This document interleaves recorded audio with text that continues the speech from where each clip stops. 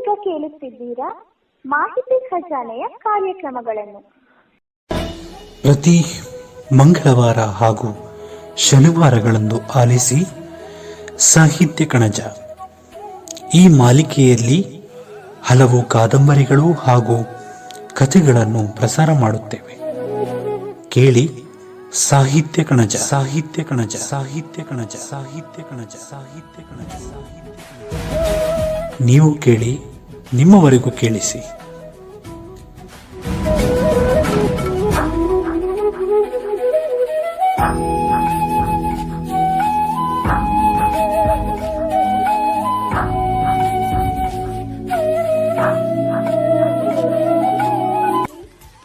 Bell icon ಅನ್ನು click ಮಾಡುವುದರ ಮೂಲಕ ಸಬ್ಸ್ಕ್ರೈಬ್ ಆಗಿ.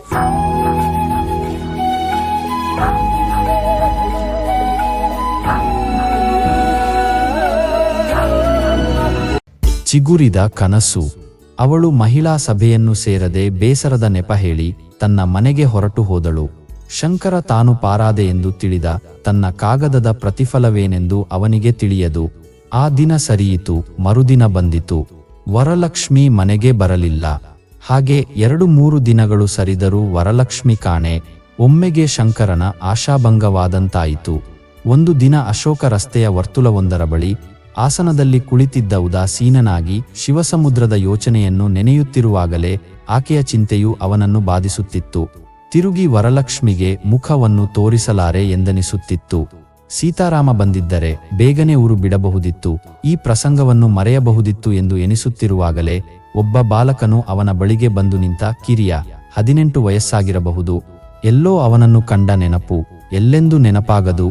ಆತನಾಗಿಯೇ ಶಂಕರನನ್ನು ಮಾತನಾಡಿಸಿದ. ಏನು ಇಲ್ಲಿ ಒಬ್ಬರೇ? ಕುಳಿತಿರಿ ಎಂದು ಕೇಳಿದ. ಕುಳಿತೆ. ನೀನು ಯಾರು? ಎಲ್ಲೋ ಕಂಡ ನೆನಪಾಗುತ್ತದಲ್ಲ. ನಿಮ್ಮ ಮನೆಗೆ ಬಂದಿದ್ದೇನಲ್ಲ ಹಲಕೆಲವು ಬಾರಿ, ಮಿಸೆಸ್ ಜಯರಾಮರ ಜತೆಗೆ. ಅವರ ಮನೆಯವನೇ?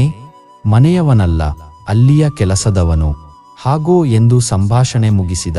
ಅಷ್ಟಕ್ಕೆ ಹುಡುಗ ಒಂದು ಕಾಗದ ಕೊಡುತ್ತವರು ಕೊಟ್ಟಿದ್ದು ನಿಮಗೆ, ಅದನ್ನು ಕೊಡುವುದಕ್ಕೆ ಬಂದೆ. ಮನೆಯಲ್ಲಿ ಕೊಡಲು ಹೋಗಬೇಡ ಎಂದಿದ್ದಳು ವರಲಕ್ಷ್ಮಿಯಮ್ಮ. ಉತ್ತರವೇನಾದರೂ ಇದ್ದರೆ ಅದನ್ನು ನಾನೇ ಬಂದು ಕೊಂಡು ಹೋಗುತ್ತೇನೆ ಎಂದ. ಅವನೆದುರಿಗೆ ಕಾಗದ ಬಿಡಿಸಲು ಶಂಕರಗೆ ಅಧೈರ್ಯವೂ ಆಯಿತು, ನಾಚಿಕೆಯೂ ಆಯಿತು. ಆಗಲಿ ಎಂದು ಹೇಳಿದ. ನಾಳೆ ಈ ಹೊತ್ತಿಗೆ ಇಲ್ಲಿಗೆ ಬರಲೆ ಎಂದು ಕೇಳಿದ ಹುಡುಗ. ಆತ ಹೊರಟು ಹೋಗಿ ಪತ್ರವೇನೆಂದು ತವಕಿಸಿ ನೋಡಬೇಕೆಂದು ಕೈಕ್ಕಿದಾಗಲೇ ಶಂಕರ್ ಎಂದು ಕೂಗಿ ಬೆನ್ನು ತಟ್ಟಿ ಎದುರಿಗೆ ನಿಂತ ದೆಹಲಿಗೆ ಅವನನ್ನು ಹುಡುಕಿಕೊಂಡು ಬಂದಿದ್ದ. ಗೆಳೆ ಸೀತಾರಾಮ. ಅಧ್ಯಾಯ 2. ಶಿವಸಮುದ್ರದಲ್ಲಿ ಸೀತಾರಾಮ ಮತ್ತು ಶಂಕರರು ಬಂದಿಳಿದ ಊರಿಗೆ ಬ್ಲಫ್ ಎಂದು ಹೆಸರು. ಏಕೆ ಬಂದಿತೋ ಆ ಹೆಸರು?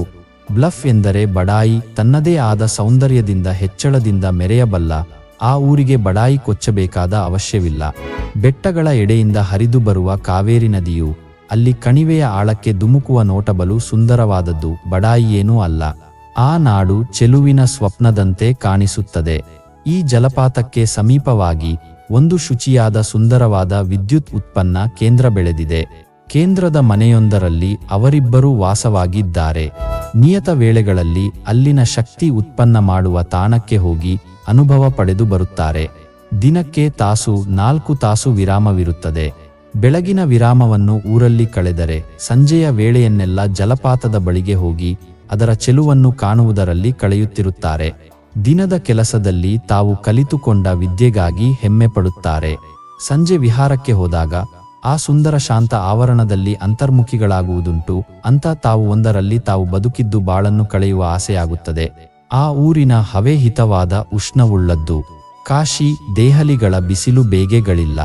ಅಂತ ತಾವಿನಲ್ಲಿ ಕುಳಿತು ಕನಸು ಕಾಣುತ್ತಿರುವ ಶಂಕರ ಸಲ್ಲಪಿಸುವುದುಂಟು. ಸೀತಾರಾಮ, ನಿನ್ನ ಊರಿನ ಬಳಿಯಲ್ಲಿ ಜಲಪಾತ ಒಂದಿದೆ ಎಂದೆಯಲ್ಲ, ಅದು ಹೀಗಿದೆಯೇ ಎಂದು ಕೇಳಿದ ಒಮ್ಮೆ. ಅದೇ, ಅದು ಚಿಕ್ಕದು. ಇದಕ್ಕೂ ಆಳವಾಗಿ ಬೀಳುವುದಾದರೂ ಇಷ್ಟು ಗಾತ್ರದಲ್ಲ. ಅಲ್ಲಿ ನೀರಿನ ಸೆಲೆ ಕಡಿಮೆ. ಆದರೆ 2000 ಅಡಿಯಷ್ಟು ಉನ್ನತಕ್ಕೆ ಚಾಚಿದ ಘಟ್ಟದಿಂದ ಬೀಳುತ್ತದೆ. ಸದಾ ನೀಲ ಹಸುರು ನೀಲಗಳಿಂದ ತುಂಬಿ ತುಳುಕಾಡುವ ಪರ್ವತ ಪ್ರದೇಶವದು. ಒಮ್ಮೊಮ್ಮೆ ಅಲ್ಲಿನ ಮಳೆ 200-300 ಅಂಗುಲದಷ್ಟಾಗುತ್ತದೆ. ಇಂಥ ಜಲಪಾತಗಳು ನಮ್ಮ ಜಿಲ್ಲೆಯಲ್ಲಿ ಹಲವಿವೆ. ಬೆಟ್ಟಗಳ ಮೇಲಿನ ಸೆರಗಿನಲ್ಲಿರುವುದೇ ಈ ಮೈಸೂರು ಸೀಮೆ. ಅಲ್ಲಿ ಜಲಾಶಯ ಕಟ್ಟಿಕೊಂಡರೆ ಎಷ್ಟೋ ಶಕ್ತಿ ಉತ್ಪನ್ನ ಮಾಡಬಹುದು. ನೋರ್ವೆ, ಸ್ವೀಡನ್ ಸುಳ್ಳು. ಇಂದು ಆ ಎಲ್ಲ ಶಕ್ತಿಯು ಇಂಗಿ ಆವಿಯಾಗಿ ಹರಿದು ಹಾಳಾಗುತ್ತಿದೆ. ಹಾಗೆನ್ನುತ್ತೀಯಾ? ಅಷ್ಟು ಹೆಚ್ಚಿನ ಮಳೆಯಿದೆಯೇ?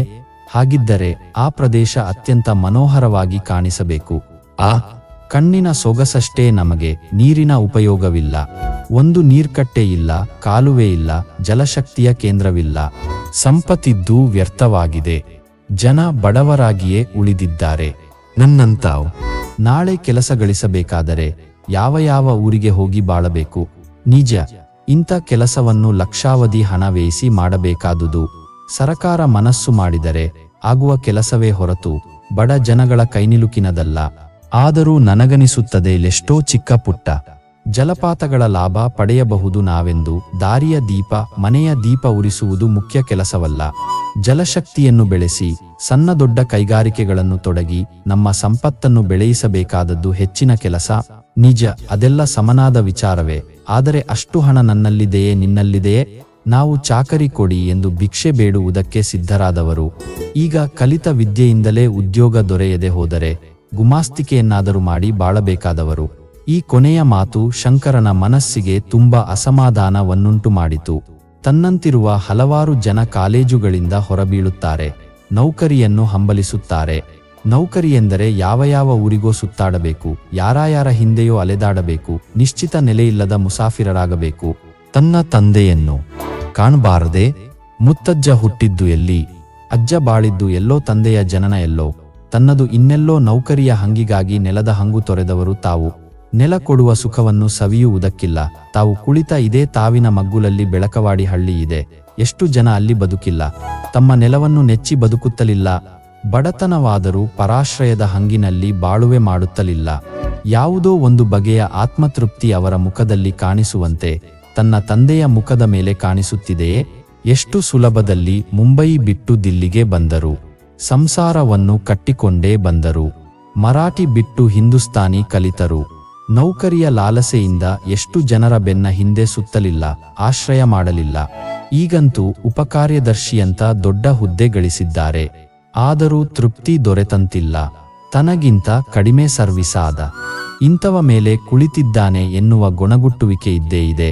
ತಾಯಿಯ ಪ್ರಪಂಚದಲ್ಲೂ ತಂದೆಯ ಪ್ರಪಂಚದಲ್ಲಿ ಆಫೀಸುಗಳ ಕೀಟಲೆ, ತಕರಾರು, ಒಳಸಂಚುಗಳು ಇವುಗಳ ಮಾತೆ ಹೆಚ್ಚು. ಅತೃಪ್ತಿಯಿಂದ ಕುದಿಯುವ ಮಾತುಗಳೇ ಎಲ್ಲ. ಅವೆಲ್ಲವನ್ನು ಮರೆಯಿಸುವುದಕ್ಕೆ ತೋರಿಕೆಯ ಸಾಮಾಜಿಕ ನಾಟಕಗಳನ್ನಾಡುತ್ತಾರೆ. ಚಹಾ ಪಾರ್ಟಿಗಳು, ಡಿನ್ನರ್ ಪಾರ್ಟಿಗಳು, ಸತ್ಕಾರ ಕೂಟಗಳು, ವಿದಾಯ ಸಭೆಗಳು. ಅದಕ್ಕೆ ಹೋಗುವಾಗ ನಾಟಕ ವೇಷಧಾರಿಗಳಂತೆ ಉಡಿಗೆ ತೊಡಿಗೆ, ಅಲಂಕಾರ, ಆಭರಣ. ಕೈತುಂಬ ಸಂಬಳ ಬರುತ್ತಿದ್ದರೂ ತಾವು ಸುಖಪಡುತ್ತಿರುವುದೂ ಕಾಣದು, ಅನ್ಯರಿಗೆ ಸುಖ ಕೊಡುತ್ತಿರುವುದೂ ಕಾಣದು. ಇಂಥ ಸಂಗತಿಗಳನ್ನು ಶಂಕರ ಕುಳಿತು ನೆನೆಯತೊಡಗಿದನೆಂದರೆ ಅವನ ಅನುಮಾನಗಳಿಗೆ ಉತ್ತರ ದೊರೆಯದಾಗುತ್ತದೆ. ತಾನು ಅಂಥ ಒಬ್ಬ ನೌಕರನಾಗಬೇಕೆ? ನೌಕರಿಯ ಬೆನ್ನು ಹಿಡಿದು ತನ್ನ ಆಯ್ಕೆಯಿಲ್ಲದ ಊರಿನಲ್ಲಿ ಬರಿಯ ಶ್ರಮ ಜೀವಿಯಾಗಿ ಬಾಳಬೇಕೆ ಎಂಬ ಸಂದೇಹ ಅವನಿಗೆ ಹೆಚ್ಚುತ್ತದೆ. ಕೆಲಸವಿಲ್ಲದ ರಜಾದಿನ ಬಂತೆಂದರೆ ಗೆಳೆಯ ಸೀತಾರಾಮನನ್ನು ಕಟ್ಟಿಕೊಂಡು ಬೆಳಕವಾಡಿಗೆ ಹೋಗುತ್ತಾನೆ. ಅಲ್ಲಿನ ಹೊಲಗಳ ದಂಡೆಯಲ್ಲಿ ಕುಳಿತುಕೊಳ್ಳುತ್ತಾನೆ. ಎತ್ತಾದರೆ ಎತ್ತು, ದನವಾದರೆ ದನವನ್ನು ನೇಗಿಲಿಗೆ ಕಟ್ಟಿ ಉಳುವ ರೈತನನ್ನು ಮಾತನಾಡಿಸುತ್ತಾನೆ.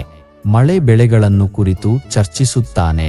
ಆದಷ್ಟು ರಸವತ್ತಾದ ಸಂಭಾಷಣೆಗಳಲ್ಲಿ ರೈತನ ಬಾಳಿನ ಕೊರಗು ಬವಣೆಗಳೆಲ್ಲ ಕಾಡುವಂಥವು. ಬೇನೆಯಿದೆ, ಬರಗಾಲವಿದೆ, ರೋಗ ರುಜಿನವಿದೆ, ಮಕ್ಕಳು ಮರಿಗಳ ಪೋಷಣೆಯ ಆತುರವಿದೆ, ಸಾಲದ ಹೊರೆಯಿದೆ. ಆದರೂ ಬಹುದೂರದ ಚಿಂತೆ ಮಾಡುವವರಲ್ಲ. ಏನೋ ಆಗುತ್ತದೆ, ಅವನು ಈ ತನಕ ನಡೆಯಿಸಿಕೊಂಡು ಬಂದಿದ್ದಾನೆ, ನಾಳೆಗೂ ನಡೆಯಿಸಿಯಾನು, ಕಷ್ಟ ಯಾರಿಗೆ ತಪ್ಪಿದ್ದು? ಇಷ್ಟಾದರೂ ಇದೆಯಲ್ಲ, ಅದೇ ಸಂತೋಷ ಎನ್ನುವ ಒಂದೊಂದು ತೃಪ್ತಿಯ ಮಾತಾದರೂ ಅವನ ಕಿವಿಗೆ ಬೀಳುತ್ತದೆ. ಅದನ್ನೇ ನೆನೆಯುತ್ತಾ ಮನೆಗೆ ಮರಳುತ್ತಾನೆ. ಗೆಳೆಯನೊಡನೆ ನಿಮ್ಮೂರು ಹೀಗೆ ಇದೆಯೇ? ಅಲ್ಲಿ ನದಿ ಇದೆಯೇ? ನಾಲೆ ಇದೆಯೇ? ಏನು ಬೆಳೆಯುತ್ತಾರೆ? ಜನರು ಆಡುವ ಮಾತು ಯಾವುದು? ಉಡಿಗೆ ತೊಡಿಗೆ ಹೇಗೆ ಎಂದು ವಿಚಾರಿಸುತ್ತಾನೆ. ಈ 2-3 ತಿಂಗಳ ಕಾಲ ಆ ಊರಲ್ಲಿ ವಾಸಿಸಿದುದರ ಫಲವಾಗಿ ಶಂಕರನಿಗೆ ತುಣುಕು ತುಣುಕು ಕನ್ನಡ ತಿಳಿಯಲು ತೊಡಗಿದೆ. ಅದು ಅಲ್ಲಿನ ಗ್ರಾಮ್ಯ ಭಾಷೆ. ಹಳ್ಳಿಯವರೊಡನೆ ಮಾತನಾಡುವಾಗ ಮಧ್ಯವರ್ತಿಯಾಗಿ ಸೀತಾರಾಮ ಇದ್ದೇ ಇರುವ. ಹೀಗಾಗಿ ಗೆಳೆಯನ ಆಸಕ್ತಿಯನ್ನು ತಾನು ವಹಿಸಿಕೊಂಡು ಅವರನ್ನು ಮಾತನಾಡಿಸುವ ಹೊಣೆಯೂ ಅವನದ್ದು.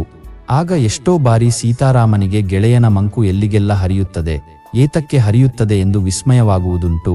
ಆತ ನಗುತ್ತ, ಏನು ಶಂಕರ್, ನೀನು ಎಂಜಿನಿಯರಿಂಗ್ ಓದುವ ಬದಲು ಕೃಷಿ ತೆಗೆದುಕೊಂಡಿದ್ದರೆ ಎಷ್ಟೋ ಲೇಸು ಇಲ್ಲ. ಈ ಹೊಲಗದ್ದೆಗಳ ಮೇಲೆ ಅಷ್ಟೇನು ಮೋಹ ನಿನಗೆ? ಆದರೆ ಒಂದನ್ನು ಖಂಡಿತವಾಗಿ ತಿಳಿದುಕೋ, ಇಂಥ ಗದ್ದೆಗಳನ್ನು, ಬಡಕಲು ಎತ್ತುಗಳನ್ನು ಕಟ್ಟಿಕೊಂಡು ನಮ್ಮಂತಹ ಮಧ್ಯಮ ವರ್ಗದ ಜೀವಿಗಳ ಜೀವನ ಸಾಗಲಾರದು. ನನಗೂ ಹೊಲ ಮನೆಗಳಿವೆ. ನನ್ನ ತಂದೆ ತಾಯರು ಒಬ್ಬ ಅಣ್ಣ ಇವರಂತೆ ದುಡಿಯುತ್ತಿದ್ದಾರೆ. ಊರಿನಲ್ಲಿ ಆದರೆ ಆ ಜೀವನ ಕಂಡು ನನಗೆ ಮೋಹ ಹುಟ್ಟುವಂತಿಲ್ಲ. ಆ ದರಿದ್ರ ಬಾಳು ಇಷ್ಟಿಷ್ಟು ಹಿಡಿಸುವುದಿಲ್ಲ. ಒಮ್ಮೆ ಊರಿಗೆ ಹೋದರೆ ತಿರುಗಿ ಎಂದು ಅಲ್ಲಿಂದ ಹೊರಟೇನು ಅನಿಸುತ್ತದೆ. ಏನು ಸೌಕರ್ಯವಿದೆ ಹಳ್ಳಿಗಳಲ್ಲಿ? ಪ್ರಾಯಶಃ ಮುಂಬಯಿ, ದಿಲ್ಲಿ, ಕಾಶಿಯಲ್ಲೇ ಹುಟ್ಟಿ ಬೆಳೆದ ನಿನಗೆ ಇದೆಲ್ಲ ಹೊಸತಾಗಿ ಕಂಡು ಸುಂದರವಾಗಿ ಕಾಣಿಸುತ್ತಿರಬಹುದು. ಹಳ್ಳಿ ನೋಡುವುದಕ್ಕೇನೋ ಸೊಗಸು ನಿಜ. ಆದರೆ ನಾಗರಿಕ ಸೌಕರ್ಯ ಒಂದೊಂದೂ ಇಲ್ಲ. 7-8 ದಿನ ಕುಳಿತರೆ ಬೇಸರ ಬರುತ್ತದೆ. ನಮ್ಮೂರು ಈ ಬೆಳಕವಾಡಿಗಿಂತ ಎಷ್ಟೋ ಚೆಲುವಿನ ಊರು. ಆ ಚೆಲುವೆಲ್ಲ ಕಣ್ಣಿನದು. ಬೆಟ್ಟದ ಬಣ್ಣ, ಬಾನಿನ ಬಣ್ಣ, ಮಣ್ಣಿನ ಬಣ್ಣ, ಮುಗಿಲಿನ ಬಣ್ಣ, ಹೊಟ್ಟೆಗೂ ಬಟ್ಟೆಗೂ ಕೊಡದ ಬಣ್ಣಗಳವು. ಅತಿಯಾದ ಮಳೆಯಿಂದ ಸತ್ಯಶೂನ್ಯವಾದ ನೆಲ, ಸತ್ವ ಕಳೆದುಕೊಂಡ ಹುಲ್ಲು ತಿಂದು ಬಡಕಲಾದ ದನಕರುಗಳು, ಹೊಟ್ಟೆಗೆ ಇದ್ದರೆ ಉಂಟು ಇಲ್ಲವಾದರೆ ಇಲ್ಲ ಎಂಬಂತ ಜನ, ಹರಕು ಪಂಚೆ ಪೀತಾಂಬರವಾಗಿ ಕಾಣಿಸುವ ಬಡತನ.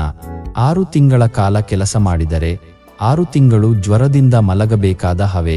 ಅಂತ ಹಳ್ಳಿಯ ಜೀವನ ಅನುಭವಿಸಿದರೆ ಬಾಳಿನ ಬಣ್ಣಗಳೆಲ್ಲ ಕಳಚಿ ನಮಗೆ ಇದಿರಾಗುವುದು ರೈತನ ಬಡ ಅಸ್ಥಿ ಪಂಜರ ಮಾತ್ರ. ನೀನಷ್ಟು ನಿರಾಶಾವಾದಿಯೇ? ಇಂದು ವಿಜ್ಞಾನ ನಮಗಷ್ಟು ಕಲಿಸಿಕೊಟ್ಟಿರುವಾಗ ಈ ತೆರನ ದಾರಿದ್ರ್ಯವನ್ನು ಇನ್ನೂ ಕಾಣಬೇಕಾದೀತೆ? ನನಗೆ ಹಳ್ಳಿಗಳ ಮೇಲೆ ಏತಕ್ಕೋ ಮಮತೆ ಹುಟ್ಟುತ್ತಿದೆ. ಇನ್ನೂ ಮಮತೆ ಅನ್ನಲಾರೆ, ಅದನ್ನು ಅಷ್ಟೊಂದು ಬೆಳೆಯದ ಅಭಿಮಾನ. ಸಿಟಿ ಶಹರುಗಳ ಪೊಳ್ಳು ಜೀವನ ಮಾತ್ರ ಇಷ್ಟಿಷ್ಟು ಹಿಡಿಸುವುದಿಲ್ಲ. ನಾನು ಇಂಟರ್ ಪರೀಕ್ಷೆ ಮುಗಿದೊಡನೆ ಏನು ಮಾಡಲಿ ಎಂದು ಯೋಚಿಸಿದಾಗ ಎಂಜಿನಿಯರಿಂಗಿನ ನೆನಪಾಯಿತು. ಹಾರಿದೆ ಅದಕ್ಕೆ. ಈಗೀಗ ಕೃಷಿ ವಿದ್ಯಾಭ್ಯಾಸ ಪಡೆದಿದ್ದರೆ ಲೇಸು ಅದರ ಬದಲು ಎನಿಸುತ್ತದೆ. ಎಂಜಿನಿಯರಿಂಗನ್ನಂತೂ ಕಲಿತಾಯಿತು. ಅದರ ಮೇಲೆ ಇನ್ನೊಂದು ಡಿಗ್ರಿ ಪಡೆಯುವ ಯೋಚನೆಯೇ? ನಿನಗೆ ಕೆಲಸ ದೊರಕಿಸಿಕೊಳ್ಳುವುದೂ ಸುಲಭ. ಸೆಕ್ರೆಟೇರಿಯಟ್ನಲ್ಲೇ ಇದ್ದಾರೆ. ಅವರ ವರ್ಚಸ್ಸಿನಿಂದ ಎಲ್ಲಿಯೂ ಉದ್ಯೋಗ ದೊರಕಿತು. ಆದರೆ ಇನ್ನೂ ಅಗ್ರಿಕಲ್ಚರಲ್ ಕೋರ್ಸ್ ತೆಗೆದುಕೊಳ್ಳುತ್ತೇನೆ ಎಂದರೆ ತಂದೆ ಒಪ್ಪಿಯಾರೆ? ಎಂದೂ ಒಪ್ಪಲಾರರು. ನಾನು ಕೇಳುವುದು ಸಮನಲ್ಲ. ಹಾಗಿದ್ದ ಮೇಲೆ ನನಗೂ ನಿನಗೂ ನೌಕರಿಯೇ ಮೋಕ್ಷ ಸಾಧನ. ಚೇಷ್ಟೆ ಮಾಡುತ್ತೇನೆ ಎಂದು ತಿಳಿಯಬೇಡ. ಕಲಿತಾಯಿತು, ಪ್ರಾಯವಾಯಿತು, ಸಂಸಾರವನ್ನು ಕಟ್ಟಿಕೊಂಡು ಕುಣಿಯುವ ಕಾಲವೂ ಬಂದಿದೆ. ನನಗಂತೂ ಊರಿಗೆ ಹೋದಾಗಲೆಲ್ಲ ತಂದೆ ಪೀಡಿಸುತ್ತಿದ್ದಾರೆ. ಮದುವೆಯಾಗು ಅನ್ನುತ್ತಿದ್ದಾರೆ. ಆಗಬೇಕಾದರೂ ಸರಿಯಾ? ನಮ್ಮವರು ಜಾತಿಯ ಗಡಿಬಿಟ್ಟು ಹೋಗುವವರಲ್ಲ. ಅದು ಸಾಧ್ಯವಿದ್ದರೆ ಏನು ಮಾಡುತ್ತಿದ್ದೆ?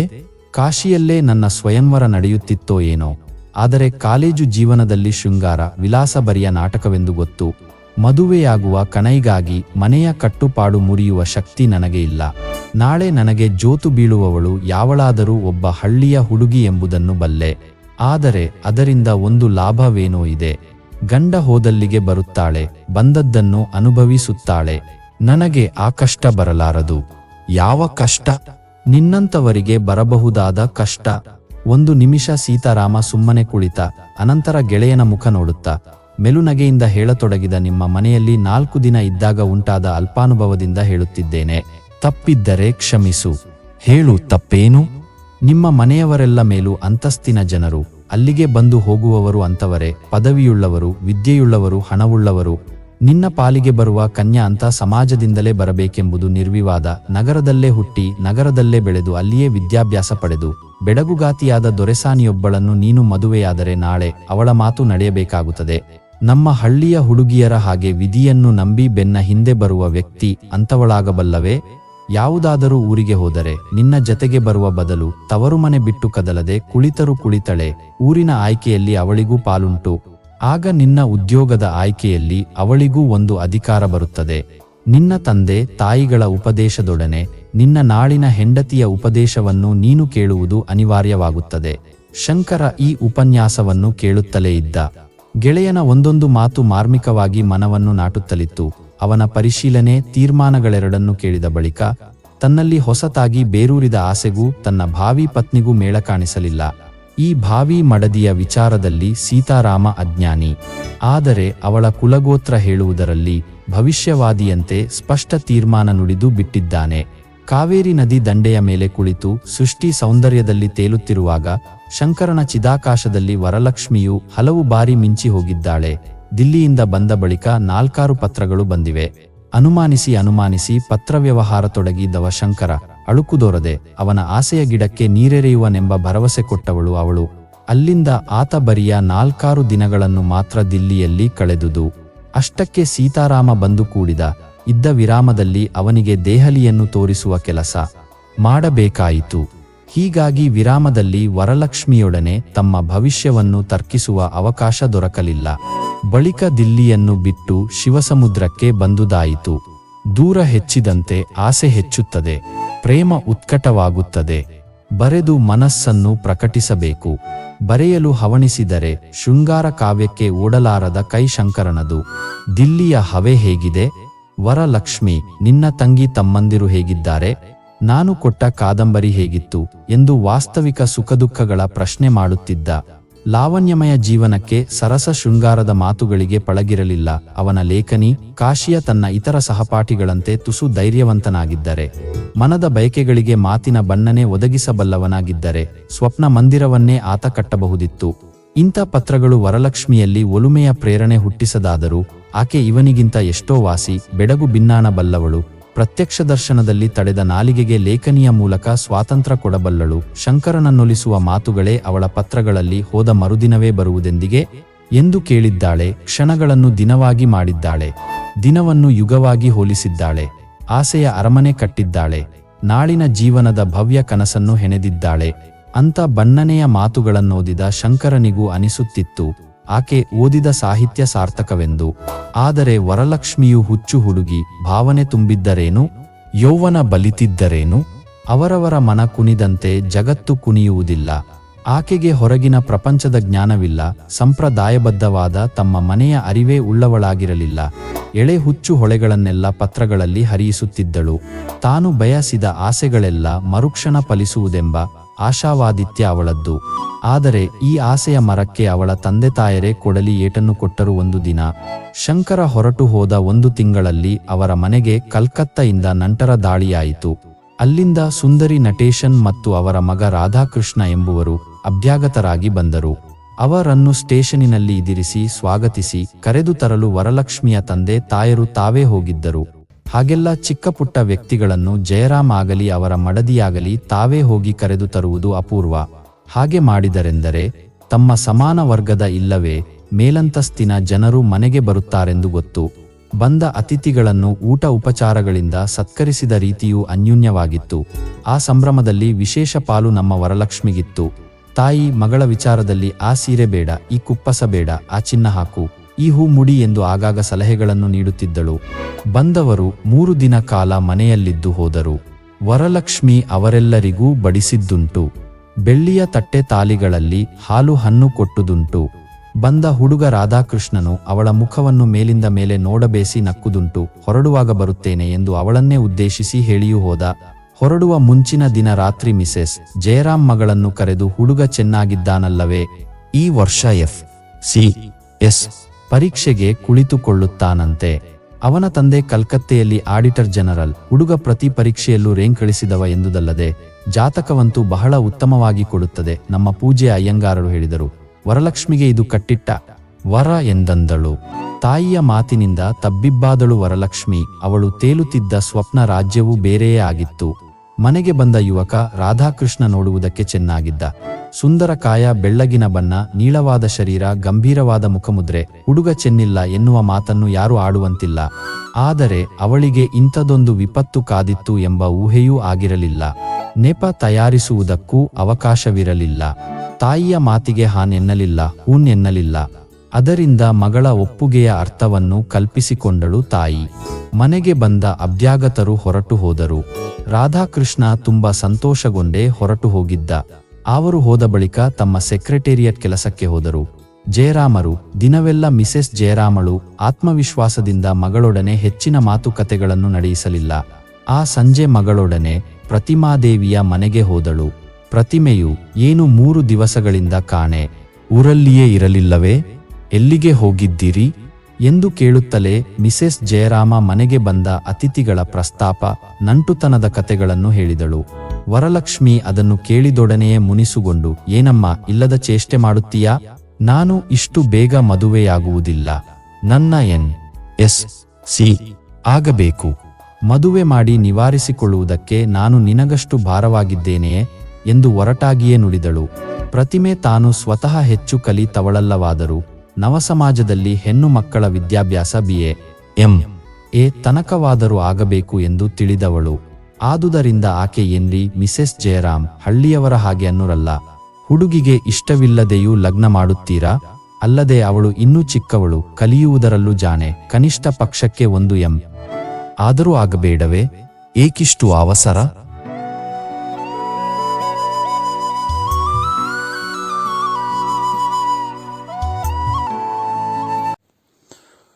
ಮುಂದಿನ ಸಂಚಿಕೆಯಲ್ಲಿ ಮುಂದುವರಿಯುತ್ತದೆ.